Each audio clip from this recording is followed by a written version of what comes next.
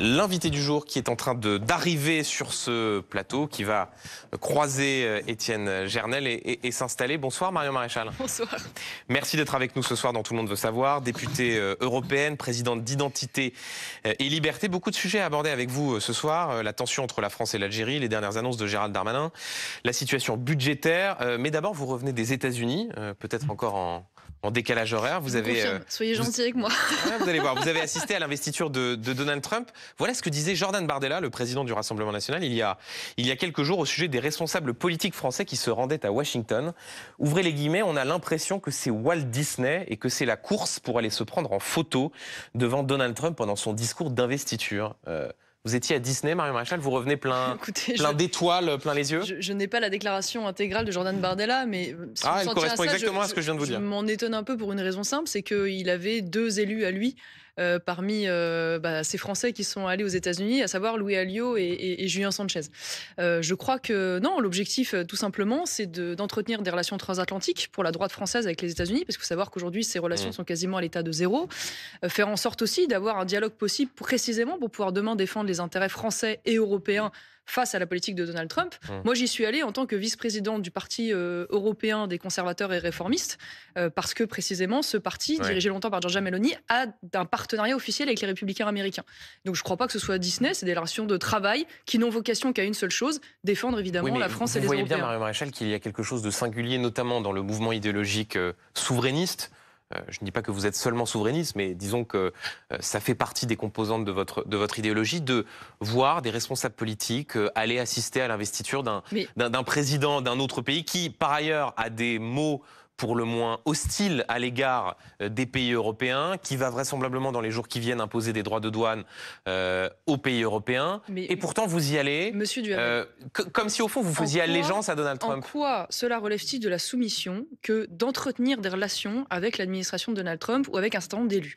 Aujourd'hui, de fait, vous ne gouvernez pas, d'accord, mais il y a aujourd'hui un certain nombre de combats, je ne vais pas vous l'apprendre, que nous partageons avec Donald Trump. Qu'il s'agisse par exemple de la défense de la liberté d'expression, qu'il s'agisse du refus de la discrimination positive au bénéfice du mérite, qu'il s'agisse de la lutte contre l'immigration clandestine, contre la fin du wokisme, la lutte contre la théorie du genre, pour ne citer que ces exemples. Et donc, en cela, il est intéressant que les victoires obtenues à travers l'arrivée de Donald Trump et les décisions qui soient prises puissent nous permettre d'avoir un élan bénéfique pour porter ces combats jusqu'en Europe. Maintenant, cela ne nous empêche pas de ne pas être naïfs sur aujourd'hui ce qui peut nous mettre en concurrence, voire nous opposer avec la puissance américaine. Je suis parfaitement lucide sur le fait qu'aujourd'hui, nous avons parfois des intérêts économiques divergents. Mais ce qui m'ennuie, si vous voulez, parfois des intérêts économiques divergents. Marion Maréchal, quand des agriculteurs vont venir vous voir en vous disant, Marion Maréchal, vous étiez à l'investiture de Donald Trump qui vient d'imposer des droits de douane qui fait que les marchés s'effondrent. Qu'est-ce que vous leur répondrez à ces agriculteurs ? Le problème de ce genre de discours, si vous voulez, c'est que le diagnostic est mal posé.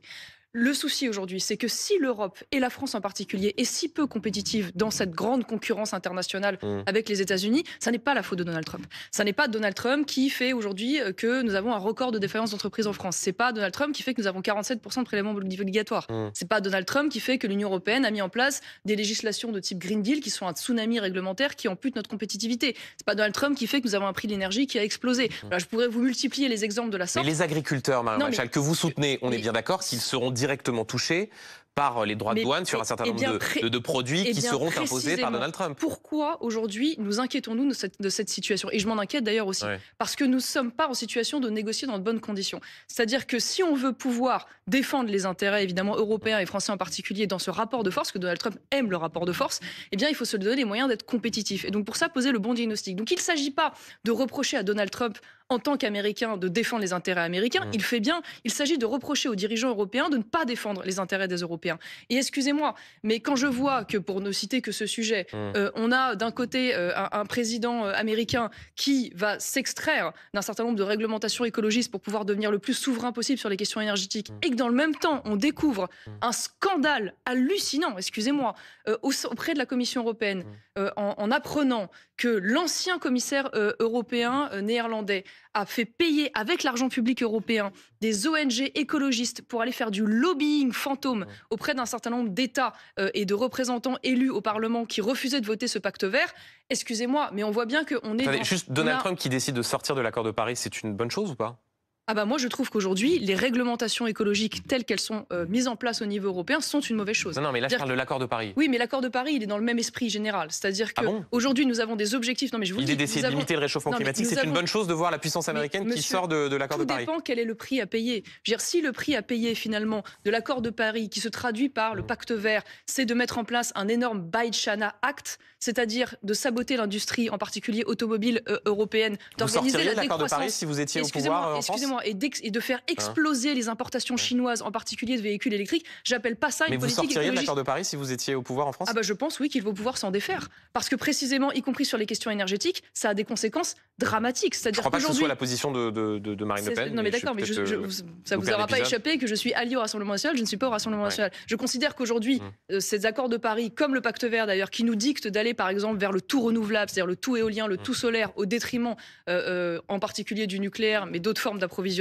est évidemment un suicide économique. On parle beaucoup, par exemple, de l'intelligence artificielle. Excusez-moi, mais on vit quand même dans un monde parallèle. Ça veut dire qu'on a les États-Unis qui annoncent 500 milliards d'investissements sur l'IA, et nous, on a un président de la République qui va sur TikTok pour prendre une grande décision, à savoir qu'on va pouvoir payer par carte les péages. En plus, et un sommet sur l'intelligence artificielle qui se tiendra début février. Et jusqu'au bout de l'histoire, sous la pression, ou en tout cas la demande d'un influenceur qui s'avère par ailleurs être un islamiste. Bon, ça, accessoirement. Alors juste Marion Maréchal, pour que ceux qui nous regardent suivent un petit peu, vous faites référence à une vidéo du président de la République qui répondait à une vidéo de quelqu'un qui avait posté sur les réseaux sociaux le fait qu'il avait été verbalisé alors qu'il voulait payer avec son téléphone portable un péage.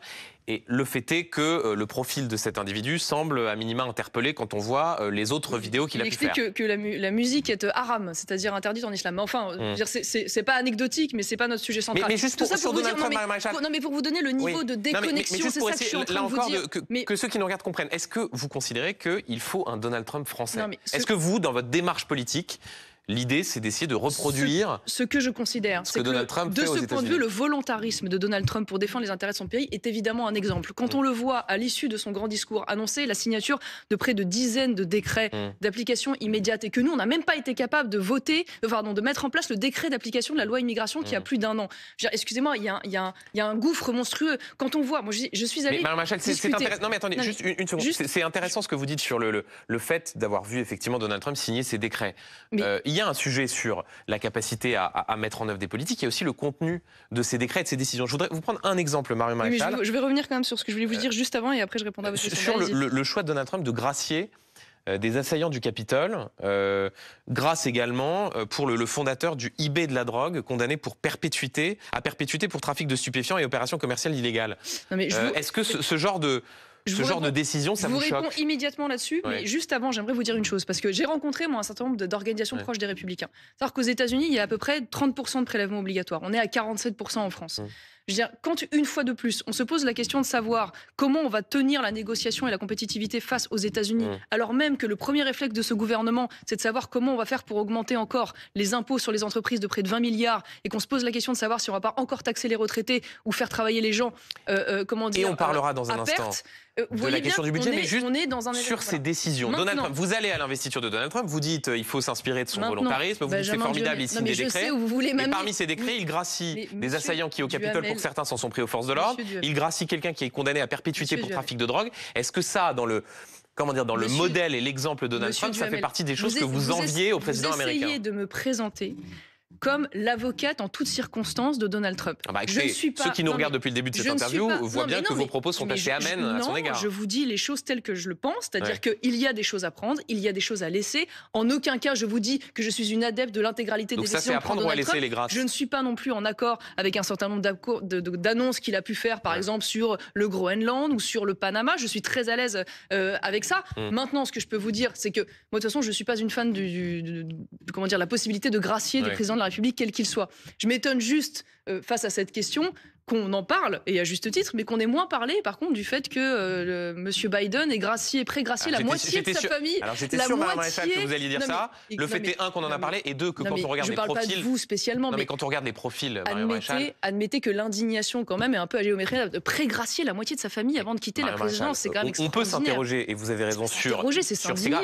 Est-ce que c'est la même chose de gracier une partie de sa famille et de gracier des gens qui, pour certains, ont été condamnés à la prison à perpétuité? Je pense que sur le plan éthique, excusez-moi, c'est extrêmement grave de prégracier la moitié de sa famille quand on sait ce qui potentiellement peut menacer aujourd'hui, en particulier son fils, dans des affaires de corruption douteuses. Donc oui, je trouve ça pas moins grave. Maintenant, sur le fond, c'est pas plus grave de s'en prendre aux forces de l'ordre lors de l'attaque du Capitole. Je ne suis pas une adepte, une fois plus, du droit de grâce présidentiel, pas même en France. Donc là-dessus, je vais pas vous dire que je défends cette décision. Quelques questions encore sur votre présence à Washington. Sarah Knafo et Éric Zemmour, vos anciens alliés, étaient eux aussi à Washington pour assister à l'investiture. Très présents dans les médias. C'est peut-être eux les Donald Trump français, non? Écoutez, je ne vais pas m'amuser à faire le concours de petits chevaux avec Éric Zemmour et Sarah Knafo. Une fois de plus, moi je suis venue avec des objectifs précis, dans un cadre précis qui est celui de cette vice-présidence de partis européens. Je suis arrivée avec l'objectif de créer un certain nombre de relations avec des think tanks, avec des organisations, avec des élus, ce que j'ai pu faire, et de pouvoir garder le contact avec ces personnes. C'est parce que eux ont fait dans des événements à venir. Je ne sais pas, j'ai pas du tout, je vais vous dire, vous les avez j'ai pas suivi le programme d'Éric Zemmour et de Sarah Knafo. Et je ne les ai pas vus par ailleurs.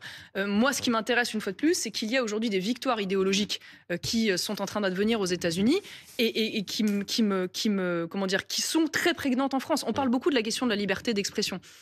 Aujourd'hui, il y a un vent de liberté aux États-Unis sur ces sujets, alors même que nous arrivons à un système en Europe qui a plutôt vocation à vouloir restreindre drastiquement aujourd'hui cette liberté. Sachez qu'au niveau européen, on est en train de se poser la question de savoir si le réseau X ne va pas être interdit, comme c'est le cas, je le précise, en Iran, en Chine et en Corée du Nord.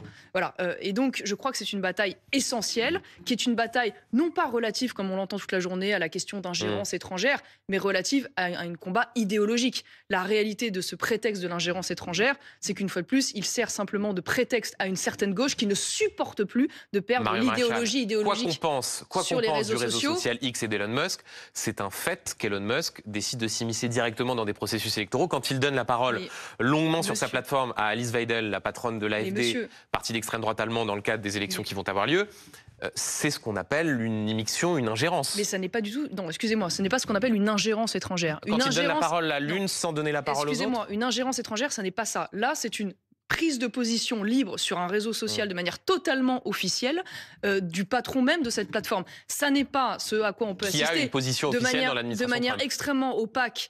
Quand on voit par exemple de l'argent sale de l'Azerbaïdjan circuler pour faire de la diplomatie du caviar au niveau européen, ça n'est pas le fameux Green Gate dont je viens de vous parler, où on finance avec l'argent public des lobbies écologistes pour aller justement convaincre des élus avec l'argent public. Ça, c'est de l'influence étrangère. Ce n'est pas par exemple la mosquée de Paris qui est aujourd'hui tenue par le régime algérien et qui donne des consignes de vote. Voilà. Là, on mélange beaucoup de choses et, en termes d'influence et de nombre d'utilisateurs entre le réseau social X et ce que vous évoquez là. George Soros, qui par exemple défend son agenda progressiste et de gauche dans tous les États européens en finançant à coups de millions, voire même de milliards, des ONG, des associations dont font partie, excusez-moi de le rappeler, un grand nombre aujourd'hui de représentants politiques français, dont Nathalie Loiseau, députée européen, membre d'une de ces organisations, et elle en est fière, qui pourtant très étonnamment, dénonce aujourd'hui les prises de position d'Elon Musk. Marion Maréchal, je voudrais qu'on parle de la relation entre la France et l'Algérie. Hier matin, un 7e influenceur algérien a été interpellé. C'est une annonce faite par le ministre de l'Intérieur, Bruno Retailleau.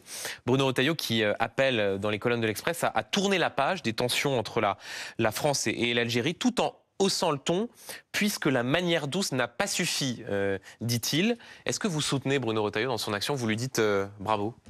Je soutiens en tout cas ses déclarations, ça c'est évident. Qui d'ailleurs, je pense, sont très largement partagés par les Français. C'est vrai que ça fait des années qu'on essaye d'entretenir des relations diplomatiques avec une patience, il faut bien le dire, incompréhensible à l'égard de ce régime algérien qui, je le rappelle, est une dictature autoritaire, corrompu, qui viole régulièrement les droits de ses minorités, notamment en Kabylie, et qui emprisonne des intellectuels et des écrivains comme Boualem Sansal, qui est d'ailleurs français également, en plus d'être algérien. Et permettez-moi, de ce point de vue, de m'indigner, je pense que le mot n'est pas assez fort, mais de vraiment d'être ulcérée et extrêmement inquiète de ce que j'ai vu au Parlement européen, à savoir le fait qu'un certain nombre d'élus LFI, dont Rima Hassan, ont voté contre la résolution au Parlement européen qui demandait la libération immédiate de cet intellectuel Boualem Sansal au régime algérien. Vote effectivement au Parlement européen sur une résolution que vous avez d'ailleurs co-signée, oui, tout à je fait. crois, par toute une série de groupes, de la droite européenne aux socialistes européens. Et effectivement, Rima Hassan s'y est opposée et d'autres élus, Manon Aubry par exemple, tête de liste à France Insoumise, s'est abstenu sur, voilà. sur cette résolution. Eh bien, je vous le dis, ça s'appelle être des agents de l'étranger. Et j'irai même plus loin, ça s'appelle à certains égards une forme d'intelligence avec l'ennemi. Parce que quand on a vu dans l'affaire de Boualem Sansal, mais au-delà de ça, dans l'affaire des influenceurs algériens, que Bruno Retailleau a tenté de renvoyer en Algérie après qu'ils aient pris des positions extrêmement graves en appelant à la violence contre la France et les Français. Et que dans ce conflit qui nous oppose à l'Algérie, Jean-Luc Mélenchon a pris fait et cause pour l'État algérien, ça s'appelle intelligence avec l'ennemi. Voilà. Et donc je veux dire le niveau... Je précise juste que Manon Aubry, pour ne pas la citer, a demandé dans les interventions médiatiques qu'elle a pu faire la libération de Boualem Sansal. Là encore, ça ne veut pas dire... Oui, c'est quand même... Ça ne veut pas dire que, comment dire, qu'on ne peut pas s'interroger sur cette décision de s'abstenir sur la résolution. Qu'est-ce qui peut justifier ça et qu'est-ce qui peut également justifier le fait qu'une fois de plus, un certain nombre d'élus, dans son propre mouvement, aient voté contre. En fait, la justification, elle est très simple et je pense que tout le monde l'a compris, c'est qu'aujourd'hui, on est face à des gens qui parlent avant tout à une communauté algérienne en France et pour ne pas froisser cette communauté algérienne, eh bien décide de prendre fait et cause pour l'État algérien. Vous étiez au Parlement pour la voter cette Non, malheureusement, je n'y étais pas parce que j'avais un autre engagement par ailleurs.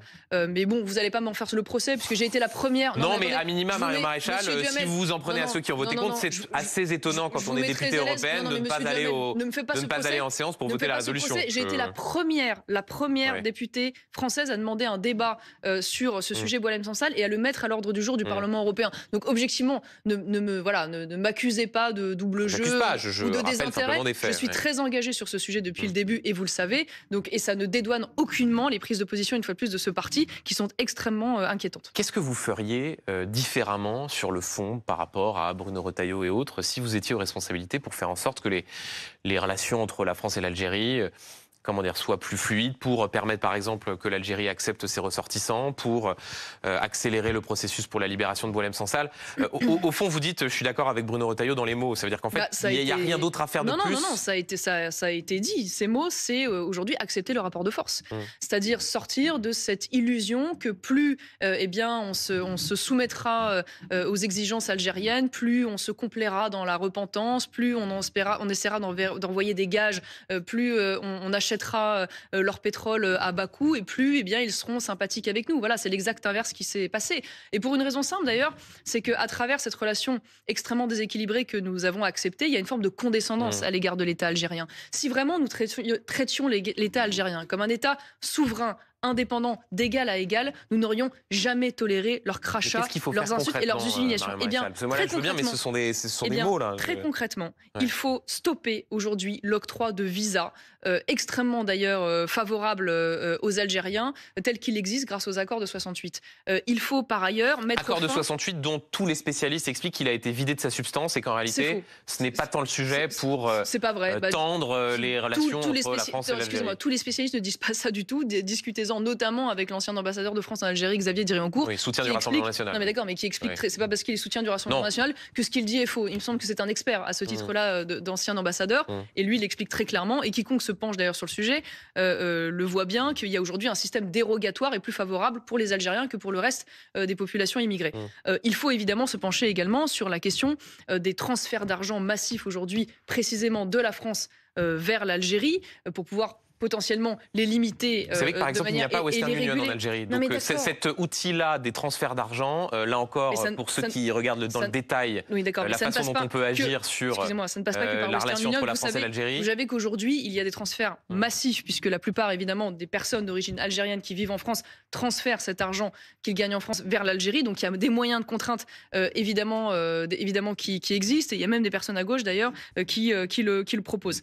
Donc il y a aujourd'hui également la question de savoir comment on accueille ces personnes algériennes sur le plan de la santé, puisque vous savez qu'on a une facture de près de 45 millions sur notre système de santé pour des Algériens que nous avons soignés dans des cadres divers, qu'il s'agisse de visas sanitaires ou qu'il s'agisse de l'aide médicale d'État, parfois dans le cadre d'ailleurs de maladies longues et extrêmement coûteuses. Donc là encore, une fois de plus, on accorde parfois même des visas diplomatiques pour permettre à des personnalités algériennes de venir se soigner en France. Ça n'est plus admissible. Voilà, donc il faut utiliser tous ces leviers diplomatiques. On achète aussi, je dois le dire, du pétrole à très bas coût pour des raisons diplomatiques à l'Algérie. Nous pourrions aussi reconsidérer, par exemple, ce rapport commercial. Bref, voilà, il y a beaucoup de choses à faire. Encore faut-il en avoir le courage. Quelques questions, Marion Maréchal, sur la personne de Bruno Retailleau, ministre de l'Intérieur.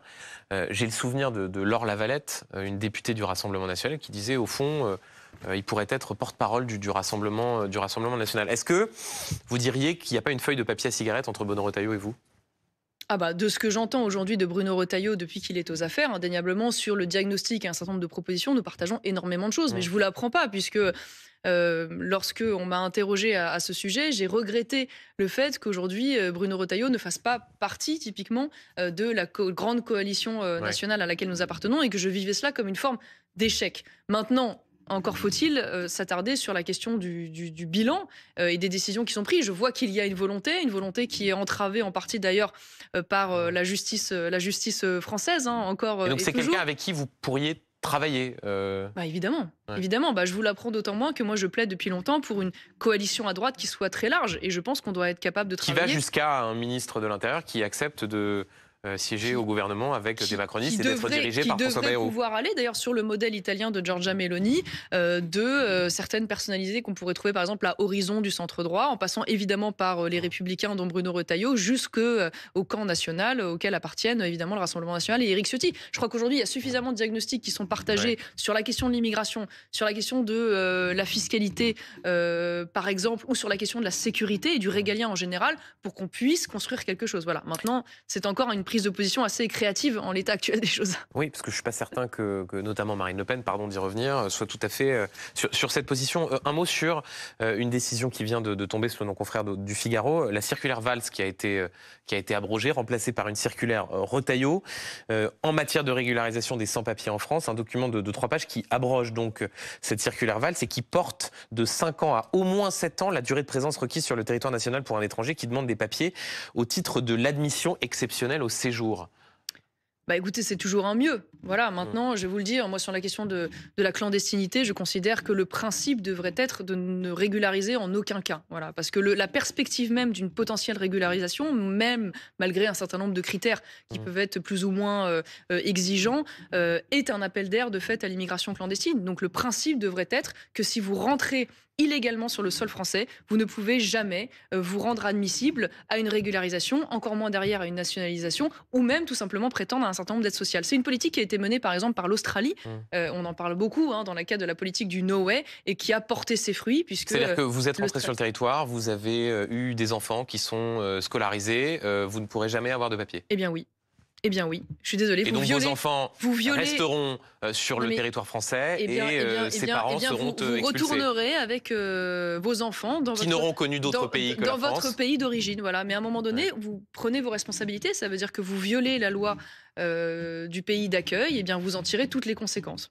Un mot encore sur le ministre de l'Intérieur qui a salué, je cite, le combat du collectif identitaire Némésis en félicitant sa présidente Alice Cordier qui l'interrogeait sur la dissolution d'un groupe d'extrême gauche, la Jeune Garde. Le fait que Bruno Retailleau félicite un collectif comme le collectif Némésis. Je trouve que c'est une prise de position courageuse. Voilà, et je partage ces félicitations. Le collectif Némésis est un collectif de jeunes femmes féministes de droite qui se battent pour le respect aujourd'hui et la protection des femmes françaises face à la multiplicité des faits et des crimes commis par un certain nombre d'immigrés légaux ou clandestins envers les femmes françaises. Donc je pense qu'elle porte un combat juste, un combat courageux, et je suis heureuse que le ministre de l'Intérieur le reconnaisse. Et je précise que l'entourage de Bruno Retailleau, lui, explique que c'était une réponse à la Jeune Garde et en réalité il ne semblait pas tout à fait savoir ce qu'était ce collectif. Écoutez, je ne suis pas dans la tête de Bruno Retailleau. Voilà, j'espère qu'il n'y aura pas de rétropédalage, mais objectivement, il n'y a rien à reprocher à ce collectif, si ce n'est justement parler d'affaires sordides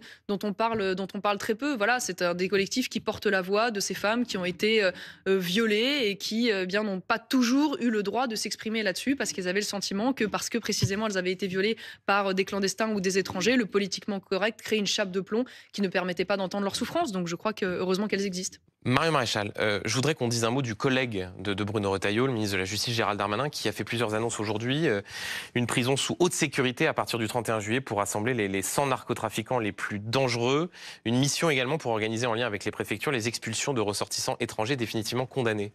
Écoutez, moi, j'ai toujours défendu le fait... Ça va dans le bon sens. En fait, c'est assez singulier de voir ce soir que vous semblez non, mais je vais pas changer... Comment dire, avaliser des décisions qui sont prises par ce gouvernement. Je ne vais pas changer d'avis, alors que depuis des années maintenant, et après avoir rencontré de multiples directeurs de prison, j'ai toujours défendu le fait qu'il puisse y avoir des prisons spécialisées, pas seulement d'ailleurs pour le narcotrafic, mais également pour les islamistes. Donc je m'en félicite. Maintenant, permettez-moi quand même de dire qu'on est loin du compte. Il y a 17 000 personnes aujourd'hui qui sont incarcérées pour des raisons liées au trafic de drogue. Cette prison pourra en accueillir vraisemblablement une centaine parmi les plus dangereux. On manque toujours cruellement de places de prison pour la délinquance en général dans notre pays. Donc c'est un bout de chemin qui est fait et c'est tant mieux, mais il faudrait aller encore plus loin. La question du narcotrafic appelle une réponse qui soit dérogatoire au droit, on va dire, classique. Et là, il faudrait entendre ce qui a été demandé par les magistrats spécialistes du narcotrafic il y a quelques années et auquel l'ex-ministre de la Justice était resté sourd, et notamment le fait qu'il puisse y avoir aujourd'hui des tribunaux dédiés à la lutte contre le narcotrafic, le fait qu'il puisse avoir une facilitation de la captation préventive des biens ou de la fermeture administrative préventive aussi d'un certain nombre de commerces qui blanchissent l'argent, et en cela prendre exemple notamment sur le modèle des lois anti-mafia italiennes qui démontrent ce qui fait partie des options visiblement du gouvernement. Des projets, très bien. Maintenant, nous en attendons l'application. C'est une urgence parce qu'aujourd'hui, nous sommes face à un narcotrafic qui devient quasiment terroriste. Quelques questions encore, notamment sur la question du budget. Les négociations continuent entre le gouvernement et les socialistes pour répondre à l'instabilité politique. La droite tient la chandelle, le Rassemblement national, vos amis députés ne servent plus à rien, puisque tout cela se joue maintenant entre François Bayrou et les députés socialistes. Écoutez, vous ne pouvez pas dire que le Rassemblement national ne serve à rien dans le débat public. Dans le contexte là... Il porte la voix de 11 millions de Français. Maintenant, ils étaient les faiseurs de roi avec Michel Barnier. Ils le sont moins aujourd'hui. Maintenant, indéniablement, il y a aujourd'hui un certain nombre de partis politiques qui se félicitent de pouvoir faire des alliances de circonstances, même avec des partis minoritaires, en faisant abstraction de la volonté et du souhait de 11 millions d'électeurs.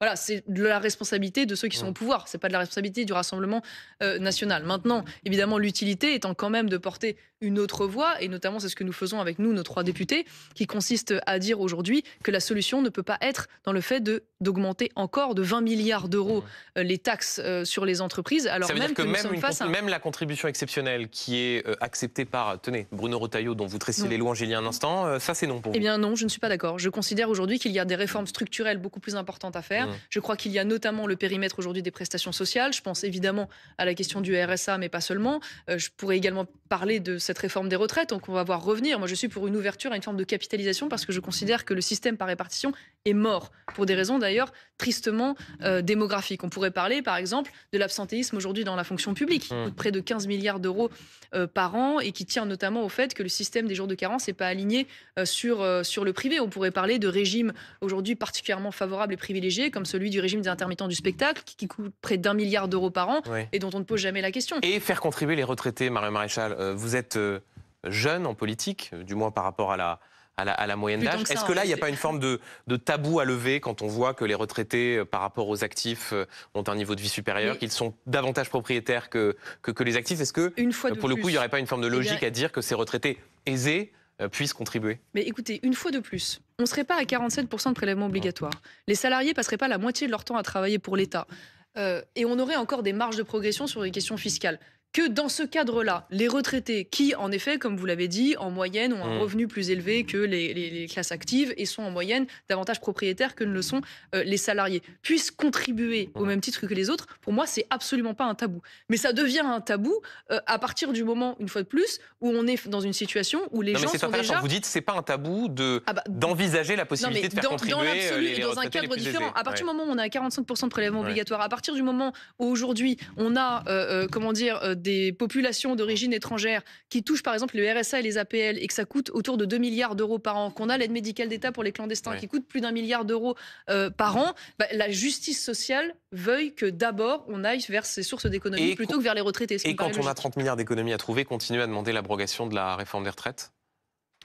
Moi, je considère aujourd'hui qu'il faut modifier le système des retraites. Donc, vous n'allez pas me mettre mal à l'aise avec ça, puisque je considère aujourd'hui, je viens de vous en parler. Je veux parler du Rassemblement national qui souhaite abroger une réforme qui a porté l'âge légal à 64 ans. On en a déjà parlé ensemble. Ça fait partie des choses sur lesquelles je ne suis pas d'accord avec le Rassemblement national. Voilà, donc je considère aujourd'hui que ce système par répartition est mort et qu'il faut donc ouvrir une part de capitalisation. C'est le seul moyen de pouvoir sauver ce système et faire en sorte que des gens comme moi, d'ailleurs, puissent un jour espérer avoir une retraite. Est-ce qu'il faut de la stabilité? Est-ce qu'il faut que François Bayrou reste à Matignon pour quelque temps? Ou est-ce que, puisque vous êtes extrêmement critique sur le fait d'augmenter les impôts, est-ce qu'il faut dire, dans ce cas-là, on est cohérent, il faut censurer? Non, mais écoutez, le problème Benjamin Duhamel, c'est qu'on est dans une situation qui, de toute façon, n'est pas satisfaisante. C'est-à-dire qu'on est... Oui, d'accord, mais faire de la politique, c'est faire des choix. Non, mais on fait avec ce qu'on a. C'est-à-dire qu'à un moment donné... Et donc faire avec ce qu'on a, est-ce que ça veut dire censurer François Bayrou? Est-ce que ça veut dire... considérer que c'est une sorte de moindre mal pour que la stabilité revienne? Il faudra censurer s'il y a des choses absolument inadmissibles. J'ai tendance à penser quand même que la première censure aura un petit effet pédagogique et que probablement les mesures qui étaient inacceptables la fois première ne seront pas représentées ou en tout cas seront amoindries. Et donc à certains égards, cet objectif sera atteint pour protéger le pouvoir d'achat des Français et des entreprises. Maintenant, il n'y a pas de majorité. Le système et le gouvernement actuel n'ont pas de légitimité réelle. Nous sommes tenus à la bonne volonté d'une dissolution éventuelle du président de la République à partir de septembre. Donc on fait, si vous voulez, comme on peut. C'est-à-dire, on tâche. En l'état, est-ce qu'il faudrait censurer François Bayrou? Attendez de voir déjà comment et dans quelle mesure est présenté le budget. Parce qu'aujourd'hui, on a des grandes annonces de réduction, mais on n'a pas de feuille de route.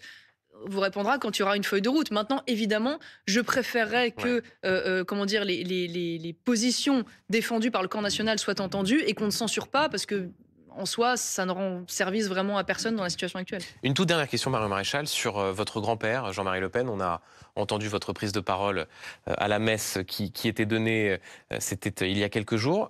Marine Le Pen a dit au JD News concernant sa décision d'exclure Jean-Marie Le Pen du Front National. Je cite: jusqu'à la fin de mon existence, je me poserai toujours la question, est-ce que j'aurais pu faire autrement? Je ne me pardonnerai jamais cette décision parce que je sais que cela lui a causé une immense douleur. Je rappelle qu'elle avait décidé de l'exclure après qu'il a maintenu ses propos sur le point de détail de l'histoire concernant les chambres à gaz, qu'il avait également de nouveau défendu le maréchal Pétain dans les colonnes de Rivarol. Marine Le Pen regrette véritablement d'avoir exclu son père en 2015 du parti du Front National? Bon, écoutez, déjà, je ne vais pas revenir sur le fond, parce que vous savez, moi, j'ai eu de nombreux désaccords avec Jean-Marie Le Pen, malgré toute l'affection que je lui porte toujours, d'ailleurs, et je m'en suis exprimée directement avec lui quand il avait encore les moyens de répondre. Voilà, donc je ne vais pas l'accabler maintenant qu'il est parti. En ce qui concerne Marine Le Pen, je pense qu'elle exprime un regret sincère, qui est un regret pas tant politique, d'ailleurs, de ce que j'ai lu dans cette interview, mais qui est un regret, et non pas de chef politique, mais un regret de fille à son père. Voilà, quelque chose qui a été douloureux. Ça veut dire que la rupture politique, parce que c'est la question qui se pose quand on lit ces déclarations, c'est de se poser la question si, au fond, la rupture politique, qui était un argument utilisé par beaucoup au Rassemblement national, était un argument sincère ou pas? Ce n'est pas ce que j'ai lu dans cette interview. Je ne crois pas qu'elle remette en cause sa décision de l'époque. Je crois qu'elle regrette d'avoir fait souffrir son père et qu'elle aurait pouvoir faire autrement. Voilà, et je crois que c'est un sentiment, c'est un sentiment légitime. Merci Marion Maréchal d'avoir été l'invité de Tout le monde veut savoir. Et tout de suite, le débat du jour.